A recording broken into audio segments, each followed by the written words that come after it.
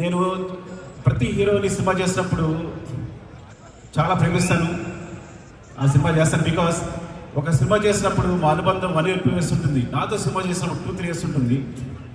కానీ ఎప్పుడు సినిమా అయిపోయినా నేను ఎవరితోనూ కనెక్ట్ అయి ఉండను. రంగస్థలం అయిపోయినా కూడా అలా అనుబంధం అలాగే కొనసాగిన ఒకే ఒక hero Charan. Is my brother. I love him more than anything. ఆ విషయం ఎప్పుడు మేము కాపాడుకుని వచ్చా కానీ టెలింగ్ ద స్టేజ్ యాక్చువల్లీ నాకు చాలా చాలా ఇష్టం. మేము ఎప్పుడు కలుస్తూనే ఉంటాం, మాట్లాడుకుంటూ ఉంటాం, ప్రతిదీ డిస్కస్ చేస్తూనే ఉంటాం. అన్నిటికన్నా ఇంపార్టెంట్ మీకు ఒక రహస్యం చెప్పాలి. చిరంజీవి సార్తో కలిసి ఈ సినిమా చూశాను, గేమ్ చేంజర్.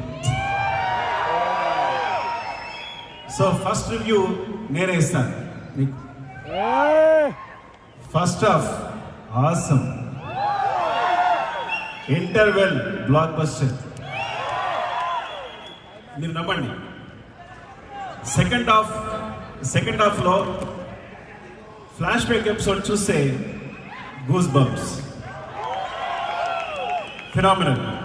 నేను మళ్ళీ శంకర్ గారి సినిమాలు జెంటిల్మెన్, భారతీయుడు చూసి ఎంత ఎంజాయ్ చేశానో అంత ఎంజాయ్ చేసిన సినిమాని. రంగస్థలం సినిమాకి నేను కంపల్సరీ నేషనల్ అవార్డు వస్తాను వస్తుంది అనుకున్నాను చరణ్కి,